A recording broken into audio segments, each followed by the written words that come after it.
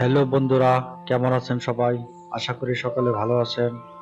আমি Mohsin, graphics design video টিউটোরিয়ালে আপনাকে জানাই স্বাগতম। আজকে আমি আপনাদেরকে দেখাবো কিভাবে অ্যাডোব ইলাস্ট্রেটরের সাহায্যে এই লোগোটি ক্রিয়েট করা যায়। তো বন্ধুরা, আপনি যদি আমার চ্যানেলে নতুন হয়ে থাকেন তাহলে চ্যানেল সাবস্ক্রাইব করবেন এবং পাশে থাকা বেল আইকনে ক্লিক করে রাখবেন, যাতে আপনি আমার নতুন নতুন টিউটোরিয়াল পেয়ে যান সবার আগে। তো বন্ধুরা, যাওয়া যাক মূল টিউটোরিয়ালে। প্রথমে আমি কিবোর্ড থেকে Ctrl+R বাটন প্রেস করে রুলার অপশন নিব। মাউসের সাহায্যে এখান থেকে ড্র্যাগ করে ভার্টিক্যাল রুলার এবং এখান থেকে ড্র্যাগ করে হরিজন্টাল রুলার সেট করে নেব। টুলবার অপশন থেকে স্টার টুল নিলাম। মাউসের বাম বাটন সিঙ্গেল ক্লিক করলে স্টার অপশন পাওয়া যাবে। স্টার অপশনে পয়েন্টার 8 টাইপ করে ওকে ক্লিক করলাম। একটি স্টার ড্র হয়ে গেল। সিলেকশন টুলের সাহায্যে সিলেক্ট করে ডিলিট বাটন প্রেস করে স্টার ডিলিট করলাম। আবার স্টার টুল নিলাম। স্টারটি সেন্টার ওয়েতে ড্র করার জন্য মাউস রুলারের ইন্টারসেক্ট পয়েন্ট থেকে ড্র্যাগ করে ছেড়ে না দিয়ে কন্ট্রোল বাটন হোল্ড রেখে একটি স্টার ড্র করব। সিলেকশন টুল নিয়ে রুলার সিলেক্ট করে ডিলিট বাটন প্রেস করে রুলার ডিলিট করলাম। সিলেকশন টুলের সাহায্যে স্টার সিলেক্ট করলাম। স্ট্রোক সাইজ থেকে এর স্ট্রোক সাইজ 5 পিটি করলাম। এখন ডাইরেক্ট সিলেকশন টুল নিয়ে অ্যাঙ্কর পয়েন্টে ক্লিক করে ড্র্যাগ করে সেন্টারে মুভ করে ছেড়ে দিব। এভাবে 4টি অ্যাঙ্কর পয়েন্ট সেন্টারে অ্যাডজাস্ট করে নেব। সিলেকশন টুলের সাহায্যে অবজেক্ট সিলেক্ট করলাম। Shift+Alt বাটন হোল্ড রেখে অবজেক্টের কর্নার ড্র্যাগ করে এর সাইজ ছোট করলাম। এখন আরও একটি পাথ ক্রিয়েট করার জন্য অবজেক্ট অপশনে গিয়ে পাথ এবং অফসেট পাথে ক্লিক করলাম।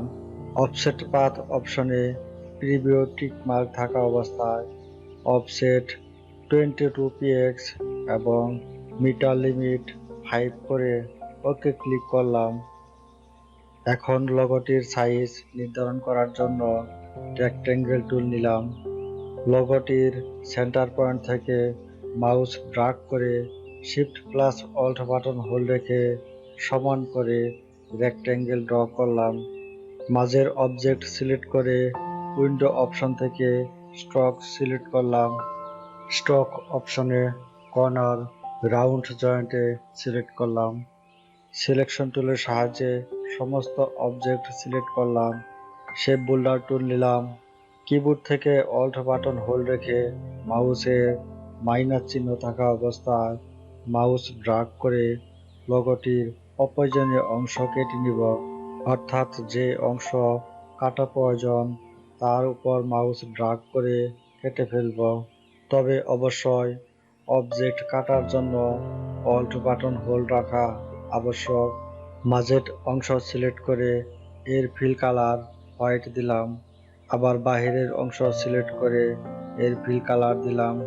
অবজেক্টের উপর মাউসের রাইট বাটন সিঙ্গেল ক্লিক করে অ্যারেঞ্জ, এরপর সেন্ড টু ব্যাকে সিলেক্ট করলে অবজেক্ট নিচে চলে যাবে। অবজেক্টের স্ট্রোক সাইজ বাড়িয়ে দিলাম। মাঝের অবজেক্ট সিলেক্ট করে স্ট্রোক সাইজ 0 করলাম। আবার বাহিরের অবজেক্ট সিলেক্ট করে ফিল কালার এর কালারের উপর ডাবল ক্লিক করলে সোয়াচ অপশন পাওয়া যাবে। সোয়াচ অপশনে প্রিভিউ সিলেক্ট করে লোগোটির নির্দিষ্ট কালার দিয়ে দিব। কালার দেওয়া শেষ হওয়ায় ওকেতে ক্লিক করলাম। এখন লোগোটির আকার বাড়ানোর জন্য স্ট্রোক সাইজ বাড়িয়ে দিব। অবজেক্টের উপর মাউসের রাইট বাটন সিঙ্গেল ক্লিক করে গ্রুপ সিলেক্ট করলে অবজেক্ট গ্রুপ হয়ে যাবে। Shift+Alt বাটন হোল্ড রেখে অবজেক্টের কর্নার ড্র্যাগ করে অবজেক্ট ছোট করলাম। টাইপ টুল নিলাম। লোগোটি মূলত মাস্কো গ্রুপ অফ কোম্পানির, তাই মাস্কো টাইপ করলাম। ক্যারেক্টার অপশন থেকে set the tracking for the select ক্যারেক্টারে 500 টাইপ করে এন্টার বাটন প্রেস করলাম।